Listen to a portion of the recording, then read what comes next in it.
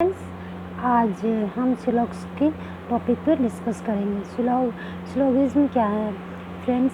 Syllogism एक reasoning के chapter है जो कि काफ़ी टफेस्ट माना जाता है। इसको टफ माना जाता है और इससे अच्छे खासे क्वेश्चन बैंक और एसएससी दोनों में ही काफ़ी पूछे जाते हैं। तो चलिए सबसे पहले सिलॉगिज्म सिलॉग्स पढ़ने से पहले हम इसके हिस्ट्री के बारे में बात करते हैं कि इसका डिस्कवर किसने किया था, ये कब आया था और इसके फादर कौन है। तो सबसे पहले ये 320 BC में आया था सिलॉग्स, और इसके फादर ऑफ सिलॉगिज्म इसको एरिस्टोटल कहा जाता है। एरिस्टोटल ये क्या है? फादर ऑफ सिलॉगिज्म, मतलब सिलॉगिज्म के जन्मदाता एरिस्टोटल माने जाते हैं और ये 320 में BC में आया था। तो चलिए अब हम सिलॉगिज्म को कैसे रिप्रेजेंट करते हैं, इसके रिप्रेजेंट करने का तरीका है, इसे वेन डायग्राम के द्वारा रिप्रेजेंट किया जाता है। तो सबसे पहले चलिए आइए जान लेते हैं कि इसके डायग्राम कौन कैसे बनाते हैं और कैसे रिप्रेजेंट किया था। सबसे पहले इसमें क्या है? ऑल। जब आपको क्वेश्चन दिए जाते हैं तो उसमें ऑल, पेन, आर, ये आपको एग्जाम्पल में मैं आगे समझाऊंगी। तो सब चलिए पहले बेसिक जान लेते हैं। ऑल मतलब क्या होता है? सभी। एंड सम मतलब कुछ। नो मतलब कोई नहीं। एंड सम नॉट मतलब कुछ नहीं।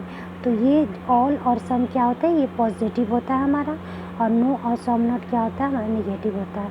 तो चलिए अब हम सीखते हैं हाउ टू ड्रा और डायग्राम, हम डायग्राम कैसे बनाते हैं। तो सबसे पहले यहाँ पे क्या है? ऑल ARB, ये क्या है? All ARB। तो यहाँ पे हम इस डायग्राम को रिप्रेजेंट कैसे करेंगे? तो सबसे पहले हम इसमें क्या करा? ऑल मतलब सभी AB है, तो हम A यहाँ कर दिए। इसके बाद सभी AB है, तो इसको हम इस डायग्राम के थ्रू रिप्रेजेंट करेंगे। हमारा डायग्राम इसको रिप्रेजेंट कर रहा है कि ऑल A, सभी AB है। अब इसके आते हैं हम सेकेंड क्वेश्चन में। सम ARB मतलब कुछ A, सम ARB, कुछ AB है। तो A हमारा ये हो गया, कुछ है ना, तो हम सम को ऐसे रिप्रेजेंट करेंगे, ये हमारा B है। ओके, अब हम आते हैं थर्ड में।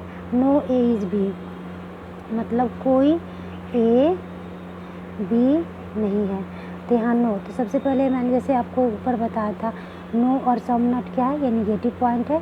ऑल और सम क्या है? ये पॉजिटिव पॉइंट है। तो यहाँ नो इज भी क्या है? ये निगेटिव पॉइंट है। तो हम इसे रिप्रेजेंट इसके थ्रू करेंगे। ओके, इसके थ्रू हम इसको रिप्रेजेंट करते। चलिए आई हम सम नॉट के केस को समझते हैं। सम नॉट क्या है? सम नॉट मतलब सम AR नॉट B, कुछ A B नहीं है। तो यहाँ A, कुछ A B नहीं है, और इसको हम यहाँ कुछ सम करके रिप्रेजेंट करेंगे। तो हम डायग्राम के थ्रू पढ़ लिए। अब आइए कुछ बेसिक कॉन्सेप्ट के बारे में जानते हैं। तो सबसे पहले हम बात करते हैं कंक्लूज़न की। जो कंक्लूज़न हमें दिया जाता है तो दो तरह से होता है, एक कंफर्म होगा, एक में पॉसिबिलिटी बनता है। जैसे हम सिलॉग्स बनाते हैं तो उसमें क्वेश्चन होता है, उसमें कंक्लूज़न हमें 3-4 दिए जाते हैं कि AR not B are. Conclusion जो आप क्वेश्चन बनाते हैं उसकी मैं बात कर रही हूँ। कंक्लूज़न एक में तो कंफर्म दिए जाते हैं और एक में पॉसिबिलिटी जाते हैं। SSC में क्या 80% कन्फर्म पूछे जाते हैं और बैंक में 20% ही कन्फर्म पूछे जाते हैं, और SSC में पॉसिबिलिटी 20% ही पूछे जाते हैं।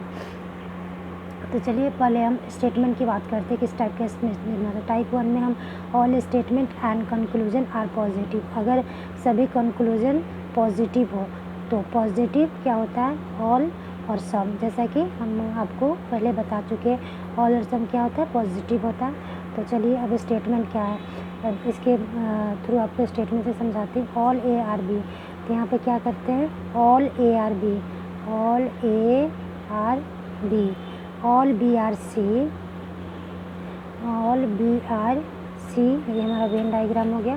फिर हम आते हैं कंक्लूजन सेकेंड में। ऑल ARC, ऑल ARC, और इसमें क्या है? ऑल CRB हो गया। तो इसमें हमें कंक्लूजन में क्या देखें, जहाँ अगर आपको इज़ आर दिया रहा है वो डेफिनेटली कंफर्म होगा, और मे, कैन, पॉसिबल अगर दिया हो तो वो पॉसिबिलिटी का केस बनता है।